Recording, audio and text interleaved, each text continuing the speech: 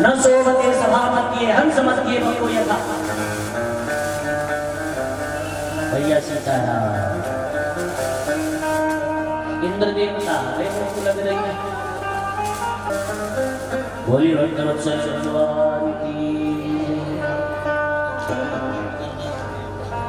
आदरणीय सज्जनों, तो मैया ने अपने हाथों से, चाहे मैया यशोदा को देख लेना, मैया कौशल्या को देख लेना, इनके यहाँ लाखों नौकर काम करते हैं, लेकिन अपने बालक की सेवा, अपने बच्चे का काम किसी से नहीं कर पाती, खुद करती हैं। अपने हाथों से स्नान कराया, सुंदर पीली झगुलिया पहनाई, चोटी बांध करके आंखों में काजल लगाया और काजल लगा करके खुद स्नान करने चली गई। अपने इष्ट देव की पूजा के लिए, जो इनके घर में श्री रंगनाथ भगवान का पूजन होता है, पूजन के लिए सामग्री तैयार की, एकत्रित करी और लेकर के मंदिर में पहुंची है, भोग लगाया है। जैसे ही प्रेम से भोग लगाया, आंख बंद करी, आंख खोली तो देखा कि श्री राम जो पालने में लेटे थे, वो अपने हाथों से भर भर के भोग पा रहे। मैया ने कही कि राम को लेटा के आई हूँ, सुला के आई हूँ, यह राम है। अरे नहीं, भरत होगा। भरत जी में और राम जी में कोई अंतर नहीं है। भरत राम ही की अनुहारी। श्री भरत जी महाराज बिल्कुल राम जी की परछाई है। ये दोनों भाई जब खड़े हो तो पहचान पाना भी मुश्किल हो जाएगा, इनमें से राम कौन सी है और भरत से कौन सी। खुद मैया अचंभे में पड़ जाती, सोच रही है भरत है क्या। जाके पालने में देखा तो राम जी लेटे हैं, भरत जी अपने पालने में लेटे। तो ये कौन है। अब बार बार कभी इधर आती हैं, कभी उधर जाती हैं, और जैसे ही यह देखा तो भगवान ने मैया को इधर उधर आते जब देखा तो उन्हें हंसी आ गई। जैसे ही बाल राम मुस्कुराए तो उनके रोम रोम में रोम रोम प्रतिराजे हैं कोटि कोटि ब्रह्मांड।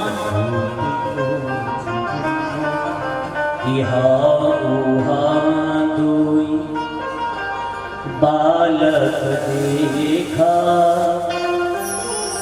मति भ्रम मोर के आन विशेखा। मति भ्रम मोर की, ये मेरी मति का भ्रम है या कोई और है, ये क्या है। लेकिन देखी रामा जन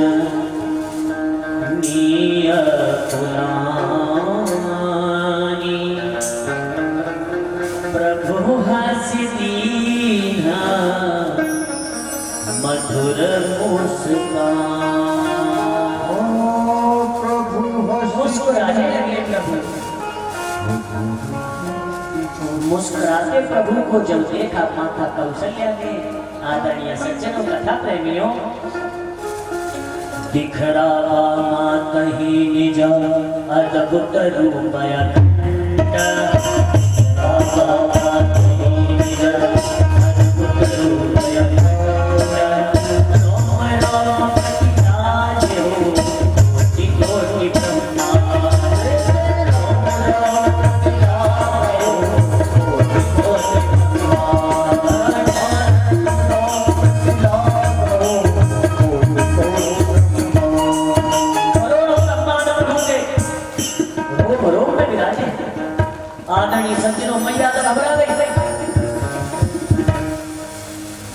हृदय कांपने लगा, मुंह से वाणी नहीं निकल रही।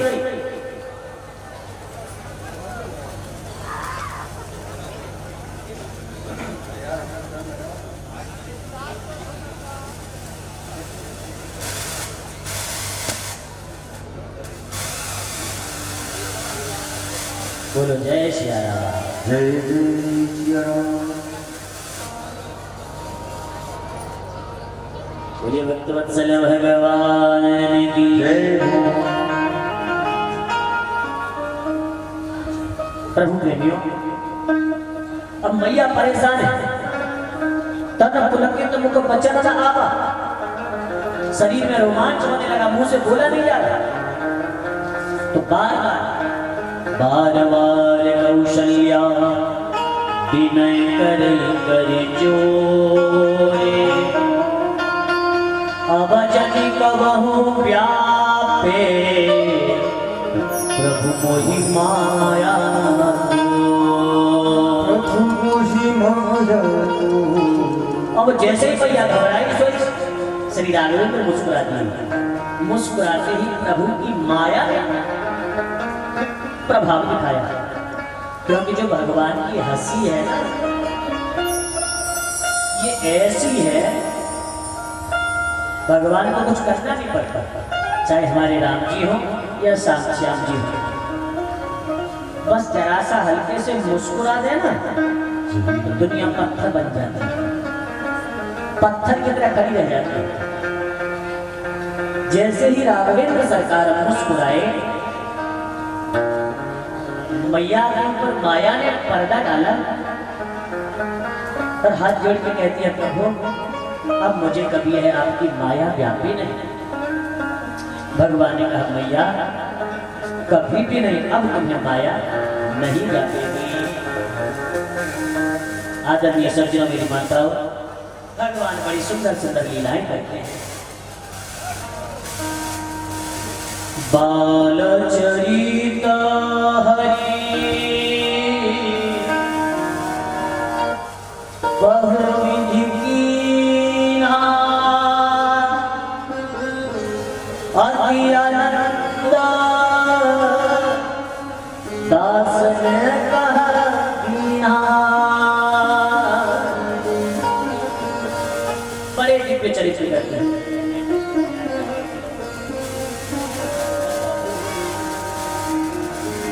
कोई राक्षस रोज घुस जाएगा, अरे माइक में ही आएगा, कल सवेरे आएगा, देर में आएगा।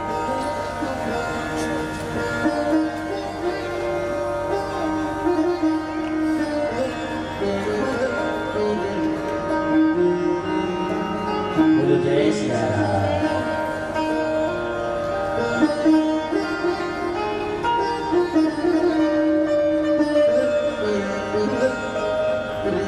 ने जोर के बोलियो प्रेम के बहाव पे, जय सिया राम, जय सिया राम।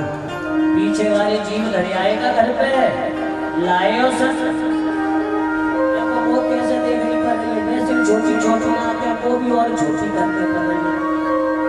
तब तो तुम दिख रहे हो, तो भैया जीव लाए हो तो देखो बोलियो जय सिया राम।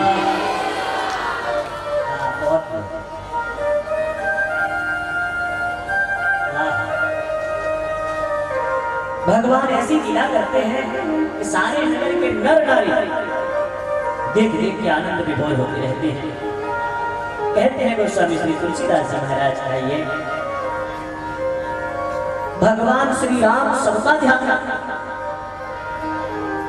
अब जब महल में दशरथ जी महाराज भोजन करने आते हैं, भोजन करने दशरथ जी अकेले नहीं बैठते, अपने लाला को अपनी गोद में बिठा करके भोजन कराते हैं। अब श्री राम जी तो सखाओं के साथ खेल रहे हैं, क्रीड़ा कर रहे हैं। अब दशरथ जी ने आवाज लगाई, राम हे राघव आओ भोजन कर लो। लेकिन राम जी नहीं आते, खेलने में मगन। कौशल्या से कहा, देवी तुम जाओ, कि मेरी बात तो सुनता ही नहीं है, जाओ बुलाके। तो मैया जब बुलाने गई कि हे राम चलो पिताजी बुला रहे हैं, भोजन कर लो। देखो पीरी कमरिया पर इन्होंने कांचनी पहन रखी है, गले में मोतियों की माला पड़ी है, माथे पर मस्तक पर बड़ा सुंदर मणि जड़ित मुकुट है और पैरों में पायल बंधी है, जिसमें से बड़ी सुंदर आवाज निकल रही है, बड़ी सुंदर आवाज, पायल की झनकार हो रही है। और जैसे ही मैया ने आवाज लगाई तो बालकों के बीच में से उठ करके मेरे राम जी जो दौड़े भोजन करत बोल जब राजा नैया बरतत आलस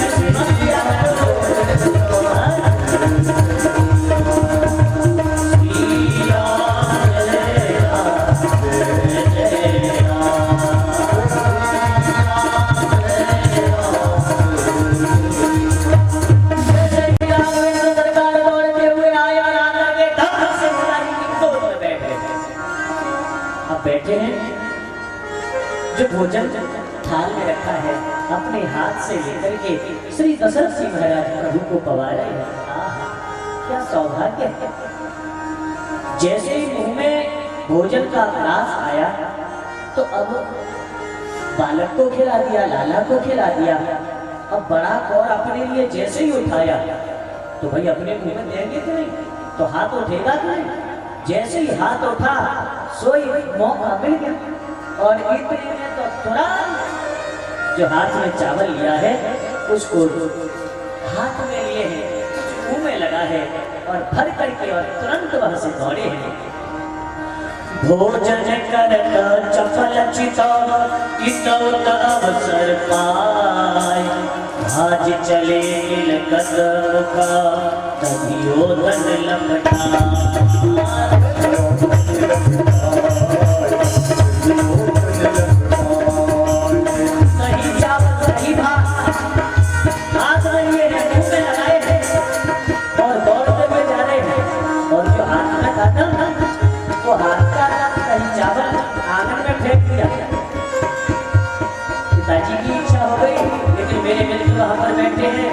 वो मिलाई इंतजार कर रहे हैं तो आंगन में जो लेके आए हैं वो आंगन को फेंक दिया क्योंकि राम जी को पता है अटारी पे बैठे हैं काकभूषण जी जो केवल प्रभु की जूठन खाते हैं, भगवान की मात्र जूठन पाते हैं।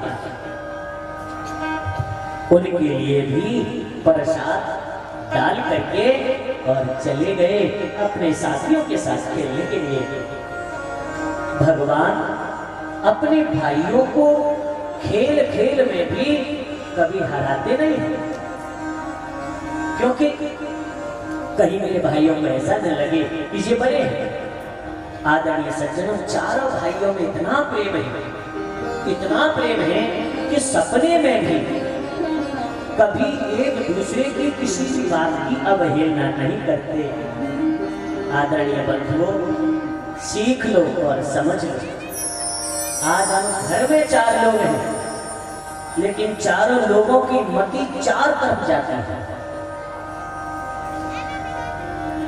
आज भाइयों में कैसा व्यवहार होना चाहिए?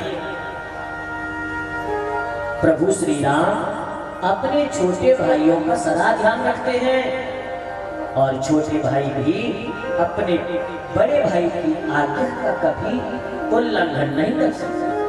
खेल में भी नहीं, मजाक में भी नहीं, हमेशा एक दूसरे को देने की भावना जहां होती है वो देवताओं की संस्कृति है।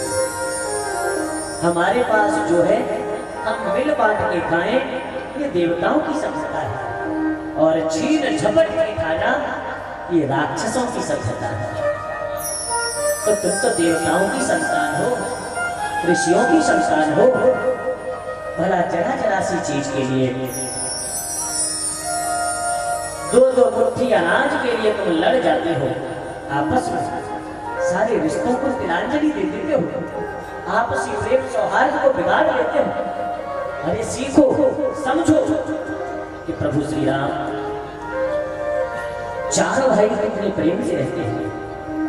अभी और भी आगे सोचते चलना, समझते चलना और विचार करना कि हमने अपने जीवन में कौन सी कमी करी कि जो आज हम अकेले बैठे रहते हैं। आज हमारा साथ देने वाला कोई क्यों नहीं? परिवार तो हमारा भी था, घर तो हमारा भी था, और आज एक दूसरे की टांग खिंचाई के बल गई। परिवार उसे कहते हैं, घर उसे कहते हैं जहाँ पर हर रिश्ते का सम्मान हो और हर व्यक्ति एक दूसरे का सम्मान करे और उसकी उन्नति में सहयोगी बने। क्या हम आज ऐसा करते हैं? माताओं ध्यान से सुनो, हम 4 बहनें घर में हैं, ननद, दौरानी है, जिठानी है, लेकिन क्या हम इस तरह से रहते हैं? क्या हम अपने परिवार में इस प्रकार एक दूसरे की मदद करते हैं या एक दूसरे की केवल खिंचाई करते हैं? यदि खिंचाई करते हो तो तुम राक्षस कुल से हो, और यदि मदद करने वाले बनोगे, अपने परिवार का साथ लेकर के सबका साथ चाहोगे, तो तुम देवताओं की संस्कृति के बन जाओगे। तुम कहने में भले ही दिखने में इंसान रहोगे, लेकिन तुम देवतुल्य बन जाओगे जब सबके लिए सही भावना तुम्हारे मन में होगी। आदरणीय सज्जनों, प्रभु श्री राम थोड़े बड़े हो रहे हैं।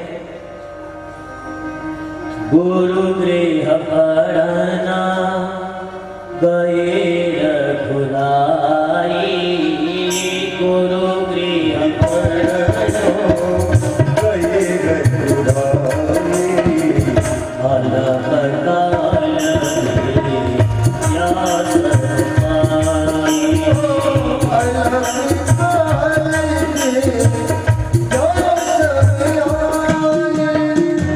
जागी सजा श्वास सुचारी, जागी सजा सोहरि पढ़ना कौन भाई, इनकी श्वास से ही सारे वेद प्रकट। आज वह हरि गुरु के पास पढ़ने गए और बड़े आदर से हमेशा अपने माता पिता का आदर करते हैं। मेरे भाई बहन यहाँ पर बैठे हैं, सब लोग सुनो राम जी कैसे रहते हैं। यदि हमें दैवीय गुणों से संपन्न रहना है तो राम जी की तरह जीना होगा। क्या करते हैं मेरे राम जी? प्रातः काल उठी के रघुनाथा,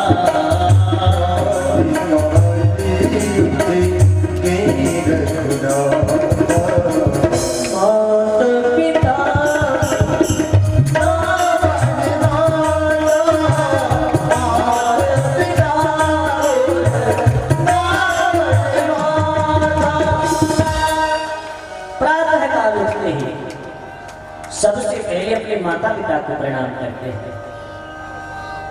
मेरे भाइयों, सुन पा रहे हैं ना? सुबह उठते ही सबसे पहला काम कौन सा करना है?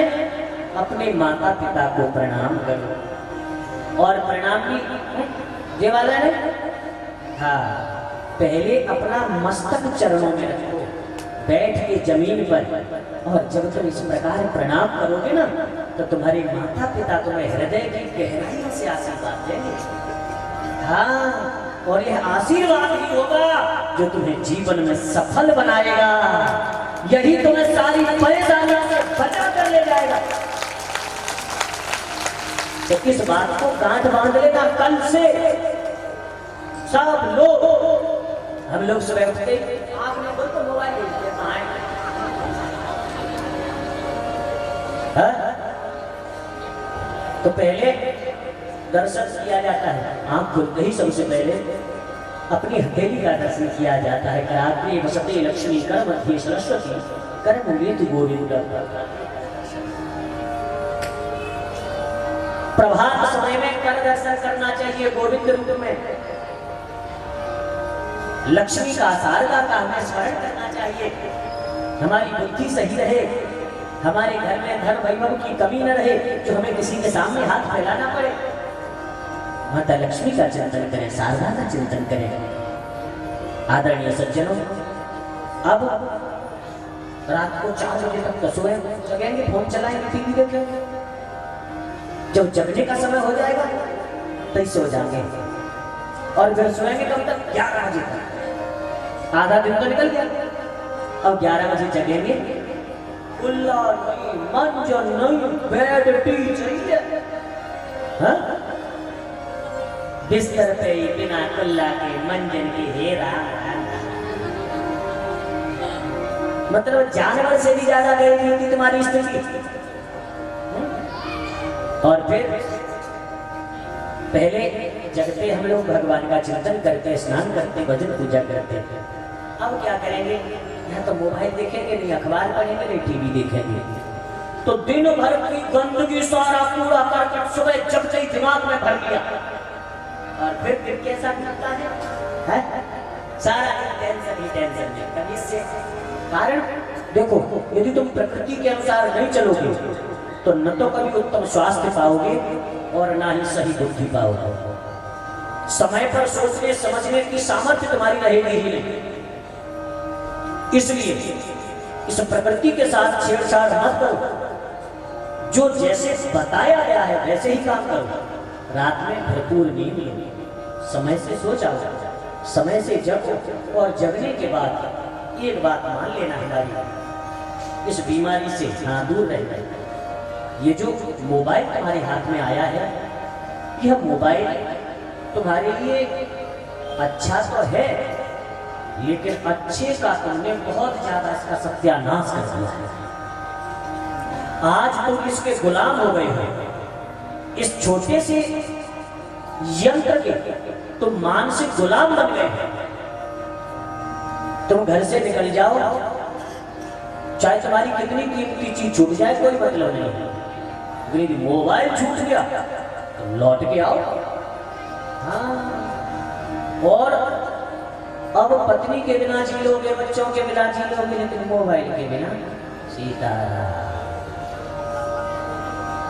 तो भैया, तुम सोचते हो कि तुम मोबाइल चला रहे हो, नहीं, यह मोबाइल तुम्हें चला रहा है।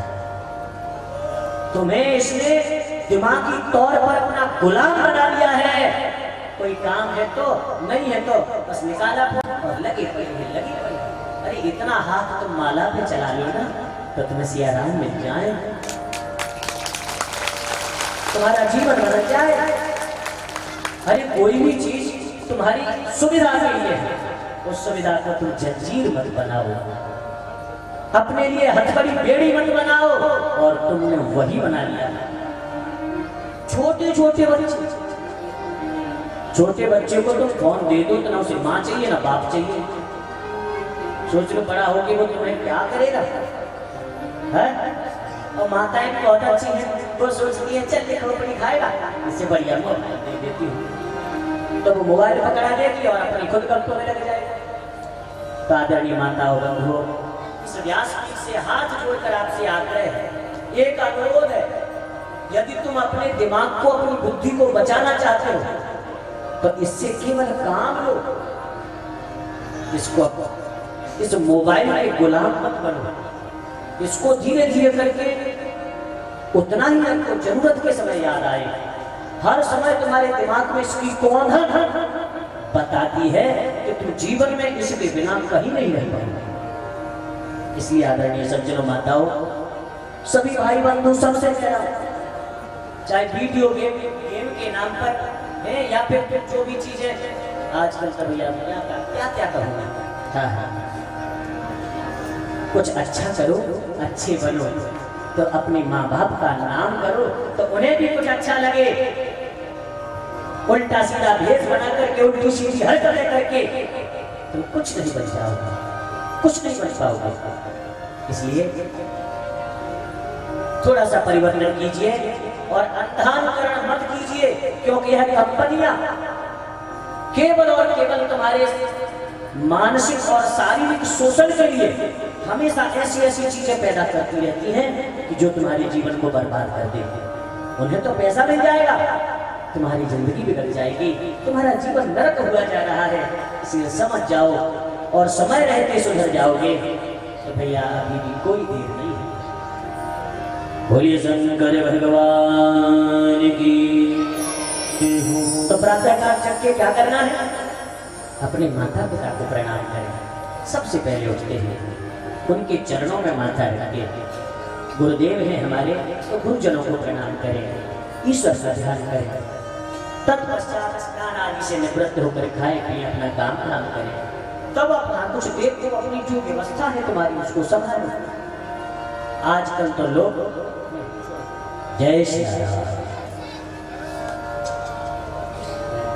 प्रातःकाल उठ के रघुनाथा हाथ पिता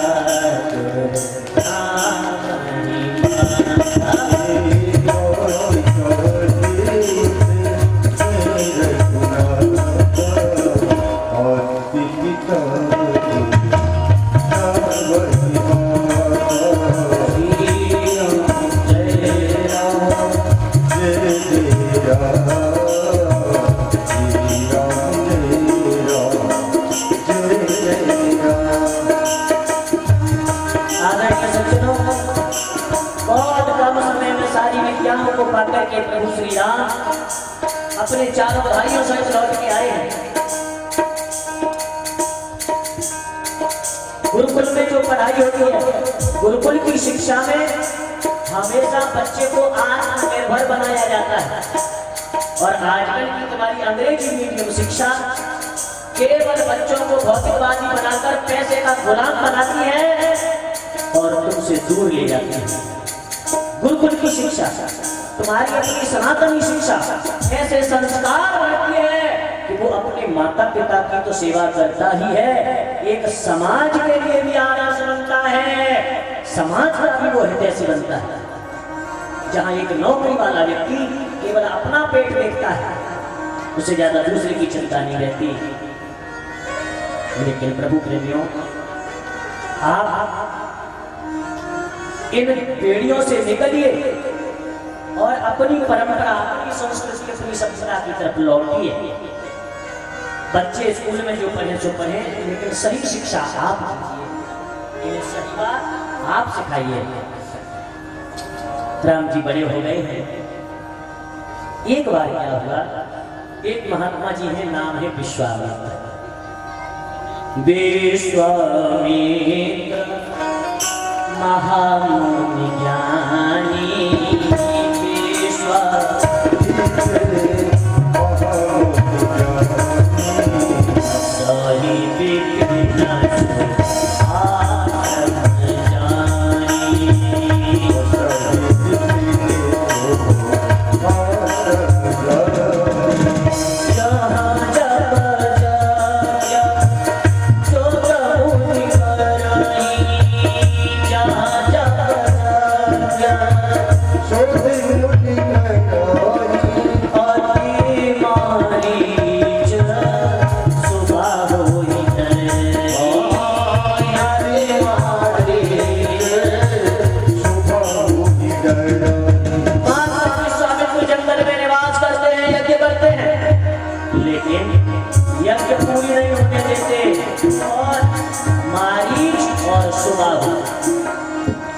मारीच का मतलब है कपट और सुबाहु का अर्थ होता है अभिमान।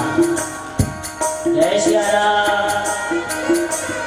मारीच का मतलब कपट और सुबाहु का मतलब अभिमान। ये तो ऐसी चीजें हैं कपट और अभिमान कि जो हमें हमेशा धर्म कर्म से दूर खींच ले जाती है, दूर ले जाती है। तो मेरे बंधुओं, यह राक्षस आकर के यज्ञ में व्यवधान डालते हैं, यज्ञ होने नहीं देते। दाधित नय मन चिंता व्यापी, चिंता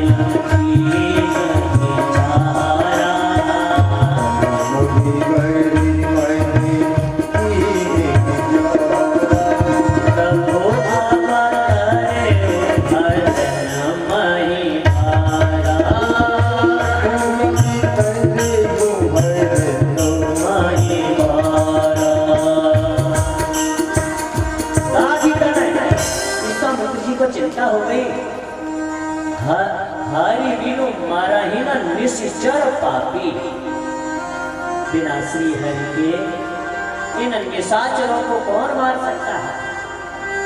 कोई नहीं। तभी याद आया कि भगवान इस समय अवतार ले चुके हैं और वह अयोध्या में दशरथ जी के महल में विराजमान है। मैं चलो उनसे प्रार्थना करूं, प्रभु हमारे यज्ञ की रक्षा कीजिए। आदरणीय सज्जनों, श्री विश्वामित्र जी महाराज जैसे ही संकल्प आया और तुरंत खड़े हो गए और चल भी दिए। कोई भी काम जब हम उत्साह से करते हैं, उमंग से, खुशी से करते हैं, तब उसमें हमें समय का पता नहीं चलता। कब श्री विश्वामित्र जी महाराज, कब श्री विश्वामित्र जी अपने आश्रम से चल करके और अवध में आ गए हैं। आकर सबसे पहले बहुविधि करत मनोरथ जातला की नहीं करे मज्जन सरयू जल गए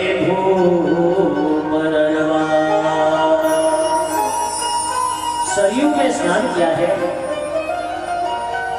तत्पश्चात नित्य क्रिया संपन्न करके महात्मा विश्वामित्र महाराज के महल में, दशरथ जी के महल में पहुंचे। जैसे ही पहुंचे तो मुनि आगमन सुना जब राजा, जय हो। जैसे महाराज दशरथ ने आगमन सुना तो मिलन गयौले विप्रसन्न, सारे समाज को साथ लेकर के अगवानी करने गए हैं। क्योंकि विचार कर रहे हैं ये ऐसे महात्मा नहीं हैं जो कहीं भी घूमते फिरे, ये तो कहीं जाते ही नहीं है। ये आज मेरे दरवाजे यदि आए हैं तो मुझे सनाथ करने आए हैं, मेरा जीवन धन्य करने आए हैं। आदरणीय सज्जनों, हाथ जोड़ करके पूजन, अर्घ्य पाद्य आदि के बाद, भोजन आदि कराने के बाद महाराज दशरथ कहते हैं, हे देव, हे कारण गमन तुम्हारा कहु सुकरन लावहु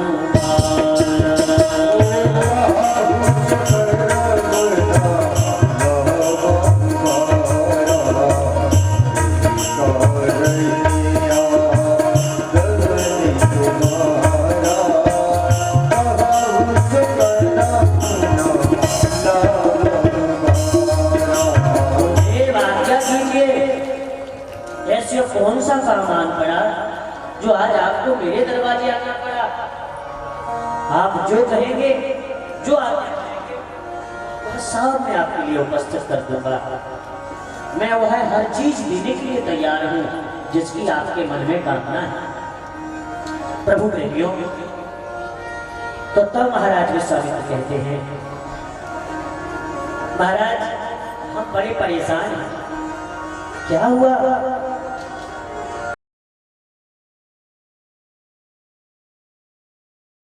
असुर समूह सतावहि मोहि,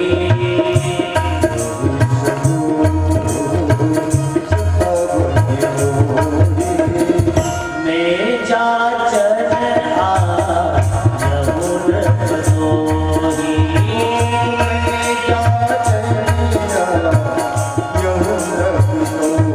हे महाराज, निशाचरों का समूह हमें यज्ञ नहीं करने देता है,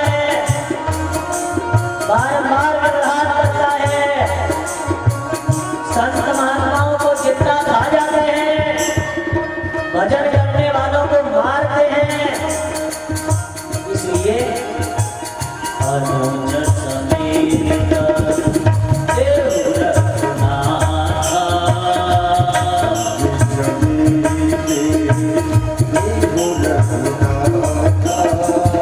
निशिचर पथ में ओ बसनाथ।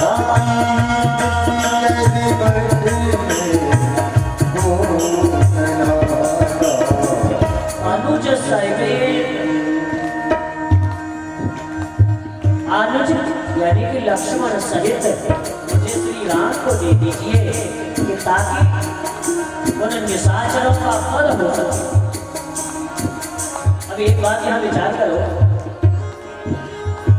भाई राक्षसों को मारने के लिए यदि विश्वामित्र जी लेके आए हैं तो राम जी अकेले काफी, दोनों भाइयों को क्यों ले जाएंगे? क्योंकि उन्हें पता है, क्या बोले यहाँ पर, निशिचर वध, निशाचरों का वध हो और मैं सनाथ हो जाऊं। अब निशाचरों को मारने के लिए तो लक्ष्मण जी काफी, लेकिन सनाथ करने के लिए तो श्री राम चाहिए, श्री राम चाहिए। अब जैसे ही दशरथ जी ने ये सुना तो हृदय एकदम से कांप गया, मुंह सूख गया, हृदय कंप मुख आवन पानी। सुनि राजा अति अप्रिय वाणी, ऐसी वाणी कोई राम को मुझसे दूर करना चाहता है। यह सुनते महाराज दशरथ व्याकुल हो और कहने लगे,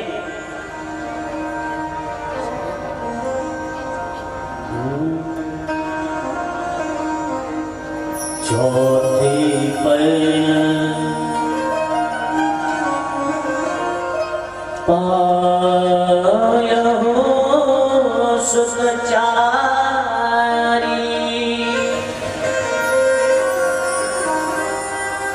चौथे पर्ण पायहु सुतचारी,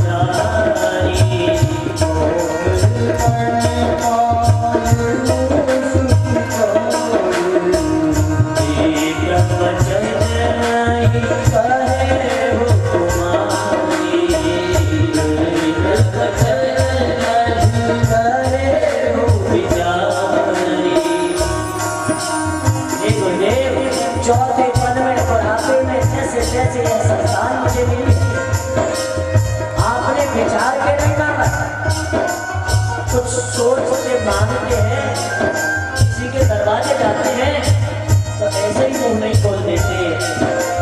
हे ब्रह्मदेव, हे गुरुदेव, आपने जो मांगा मुझे लगता है विचार नहीं किया, एक बार विचार कर लो, क्योंकि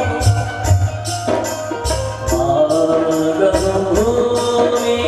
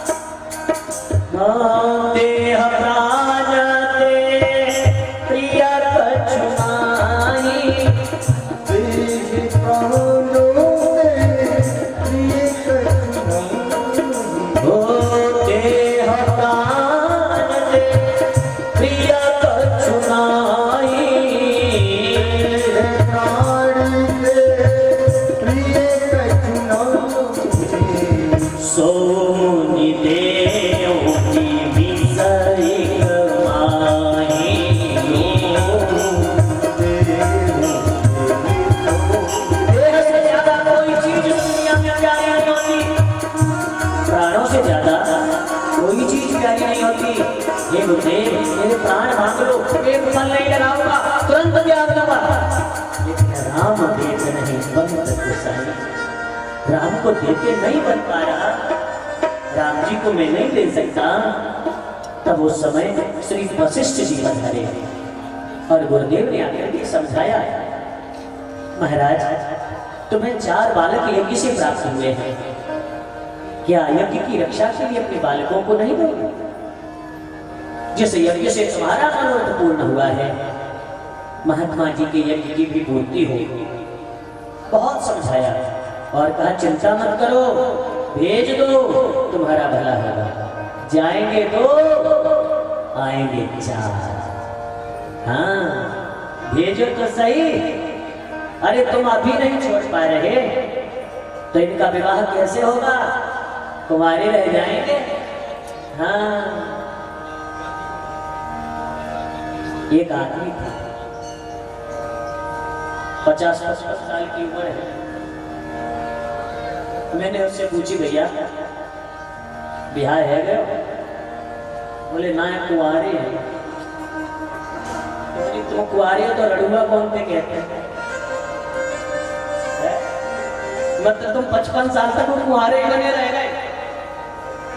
तो भैया देख लो, भेजो तो सही। तो दशरथ जी महाराज ने अपने हृदय पर पत्थर रख करके तब वशिष्ठ बहुविध समझावा, नृप संदेह ना सका पापा। राजा का जो संदेह है, जो शंका है, वो मिट गई है और प्रभु श्री राम को और भैया लखन को दे दिया है। पुरुष सिंह 2 वीर कैसे है?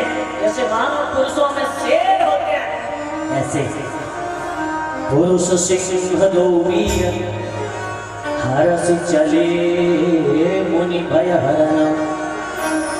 महात्मा जी के समस्त भय को मिटाने के लिए, क्लेशों की शांति के लिए, यज्ञ की रक्षा के लिए आज मेरे प्रभु ने अपना धनुष टांगा है और चल दिए हैं। रास्ते में चले जा रहे थे, चले जा मुनि दीन दिखाई। मुनि यानी महात्मा जी दिखाते जा रहे हैं, पर्वत बने हैं हड्डियों के। ये कौन है? इतनी दुर्गंध आ रही है प्रभु। बोले ये जंगल में भजन करने वाले उन संत महात्माओं को खा खा करके इन राक्षसों ने उनकी हड्डियों में पहाड़ बना दिए।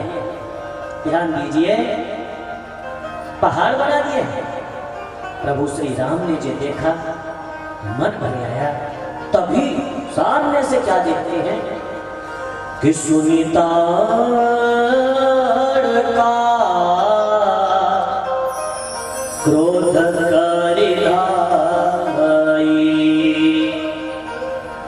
वहां रहने वाली तारका नाम की राक्षसी प्रभु को देखते ही मुंह फाड़ के दौड़ी। देखो गुरुजन बड़े पारखी होते हैं, ध्यान दीजिए, बड़े पारखी होते हैं।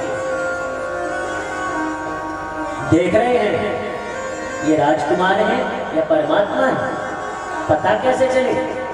इनका बुद्धि, इनका बल, इनका विवेक कैसे पता चले? गुरुदेव साहब भी कुछ नहीं बोले। जैसे ही तारका दौड़ी, उसको आते देखा, उसी समय एक ही बाण प्राण हरि लीन्हा।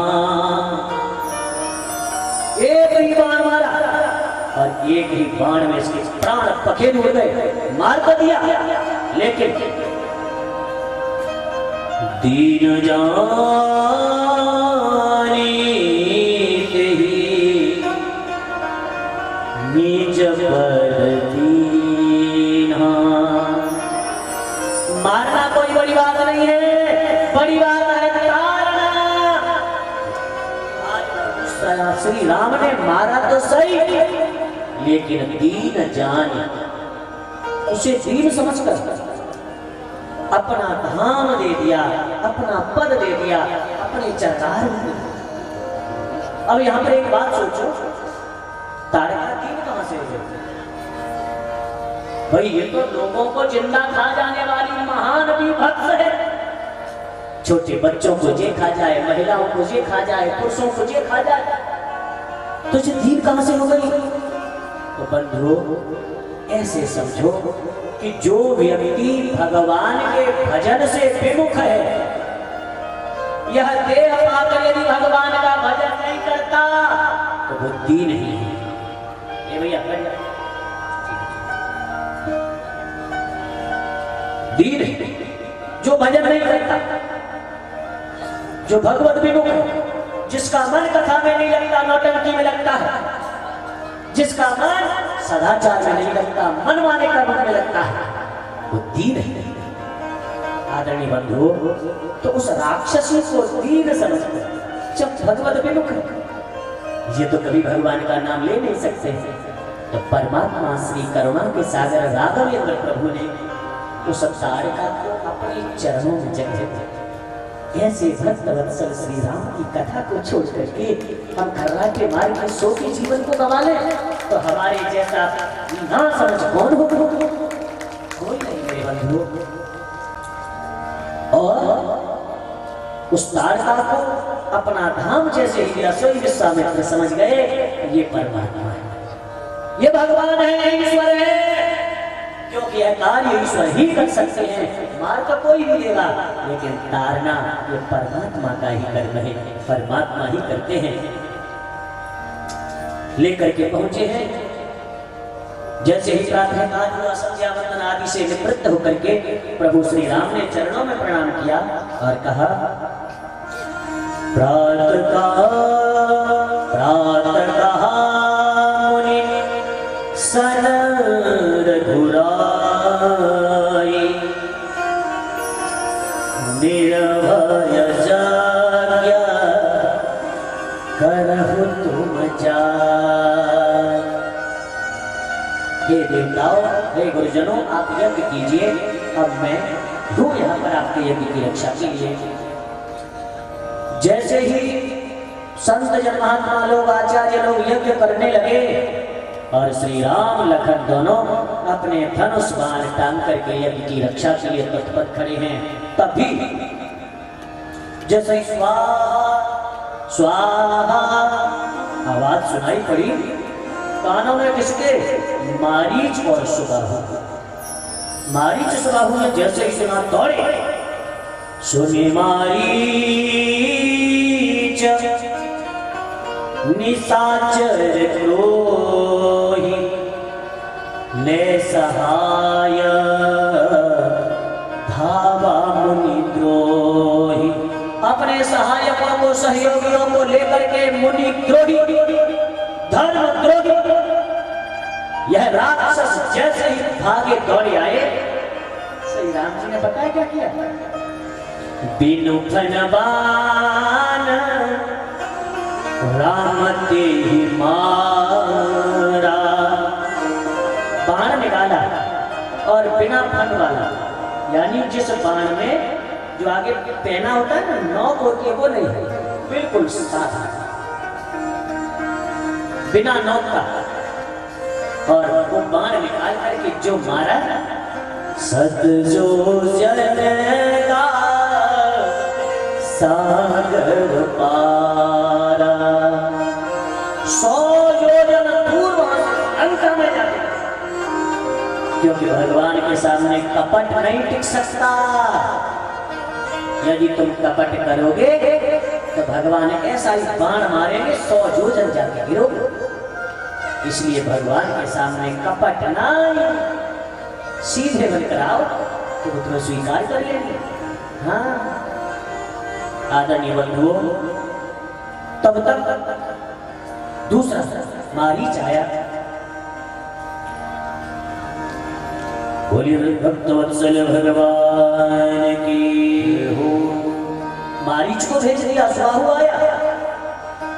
सुबाहु को भी भगवान ने वो शिक्षा, जय श्री राम, और कहा गुरुदेव अब आज के बाद कोई भी आए कि मैं व्यवधान डालने के लिए नहीं बैठ गई।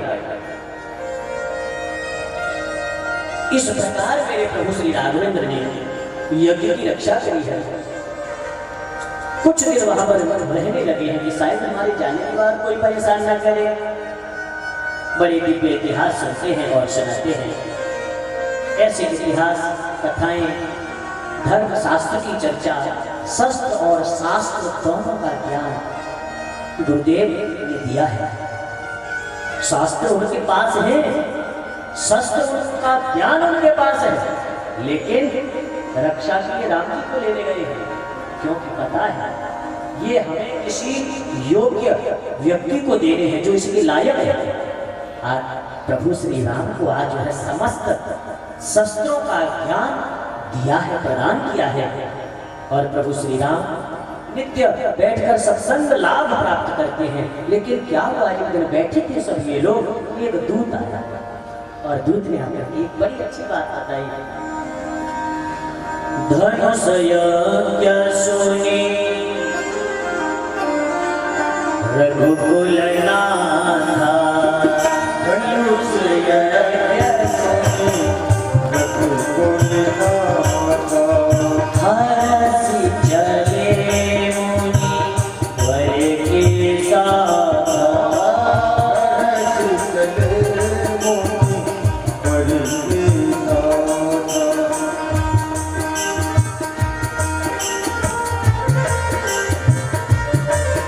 प्रसन्न होकर दूध की खबर सुन करके गुरुदेव आपके लिए जनकपुर से न्योता है, स्वयंवर है वहां पर, चलिए।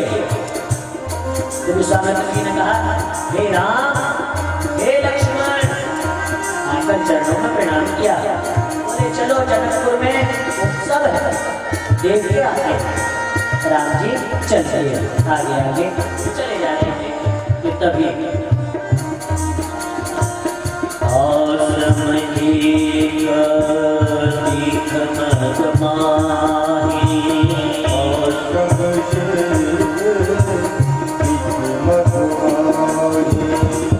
खग मृग जीव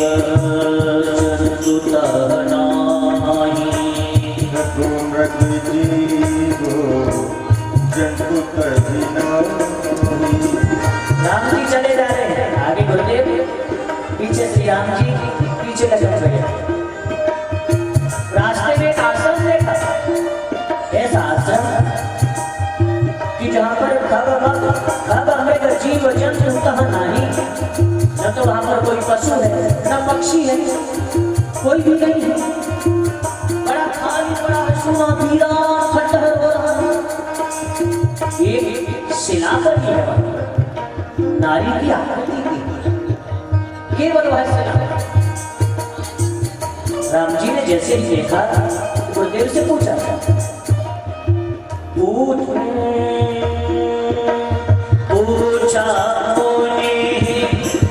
शिला प्रभु देखी,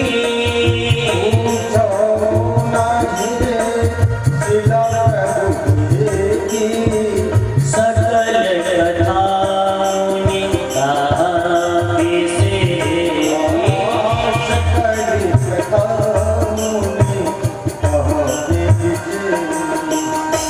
प्रभु श्री राम पूछते, गुरुदेव जी कैसा आश्रम है?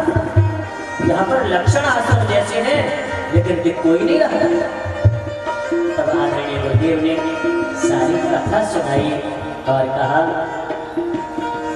हे राम, गौतम नारी श्राप बचा उपल देह धरि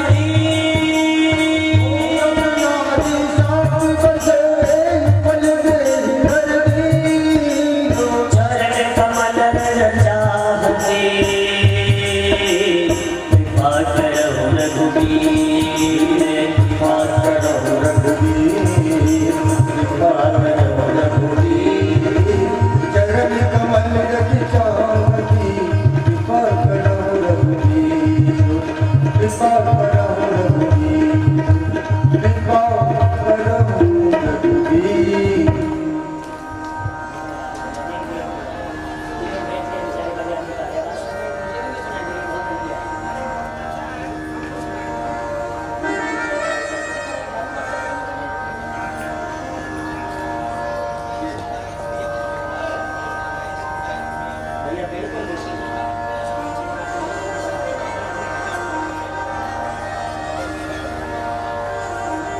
बोलो जय सिया राम।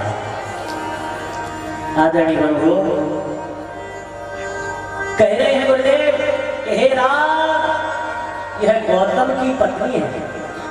गौतम नारी श्राप बस, श्राप के कारण यह पत्थर हुई पड़ी है। जब जीवन में दुख आता है ना तो सब छोड़ देते हैं। परेशानी का जब समय आता है तो सब छोड़ जाते हैं। आज इस आश्रम को पशु पक्षियों ने भी त्याग दिया, लेकिन भगवान क्या कहते हैं कि जब तुम्हें सब छोड़ देते हैं, जब सब छोड़ जाते हैं, तब तुम्हें अपनाने में आता हूं, तुम्हें अपना बनाने मैं आता हूं। और आज खुद चल करके मेरे प्रभु श्री राम पहुंचे हैं। गुरुदेव ने कहा कि हे श्री राम, तुम्हारे चरण रज चाहती, चरणों की रज चाह रही है। बोले ब्राह्मण पत्नी, ब्राह्मण स्त्री, इसे मैं चरण रज कैसे दे सकता हूं, मुझे दोष लगेगा।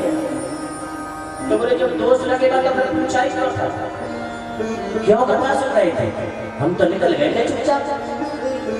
तुमने ही तो टोका कि गुरुदेव ये कौन सा स्थान है, तब हमने लौट के तुम्हें बताया कि यह तुम्हारे चरण रज चाहती है। अब रज चाहिए तो दे दो। भगवान ने कहा यदि मेरे उद्धार करने से, मेरे चरण स्पर्श करने से इसका उद्धार होता है, और यदि मुझे इसके बदले पाप भी लगता है तो मैं पाप स्वीकार करूंगा, लेकिन इनका उद्धार जरूर। और मेरे प्रभु श्री राम ने अपने चरण का स्पर्श जैसे ही कराया, क्या कहते हैं गोस्वामी जी,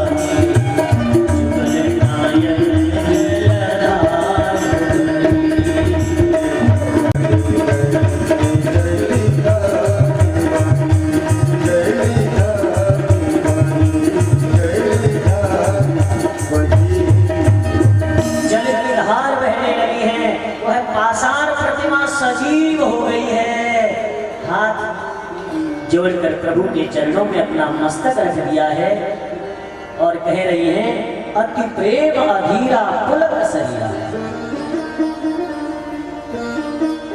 शरीर में रोमांच है, आंखों में आंसू भरे हैं।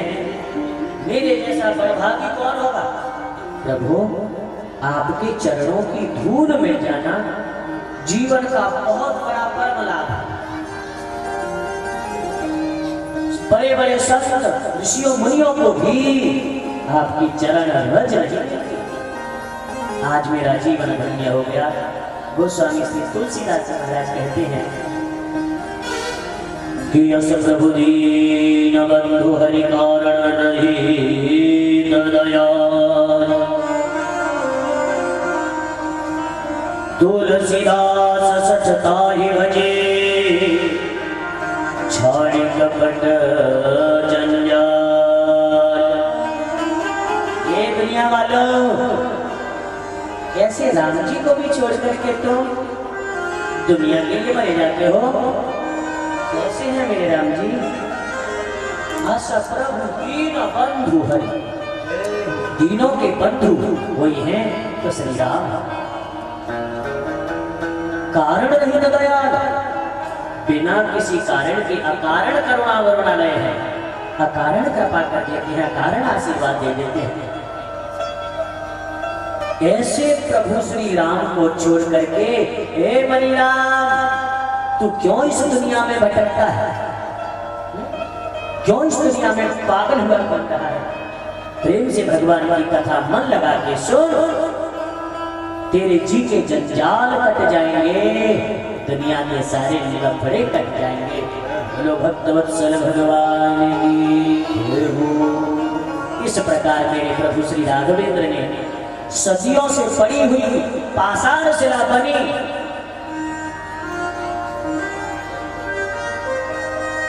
इस अहिल्या का उद्धार किया है। और अब आगे चले हैं। चले राम लक्ष्मण मुनि संगा, गए जहाँ जग पावनी गंगा।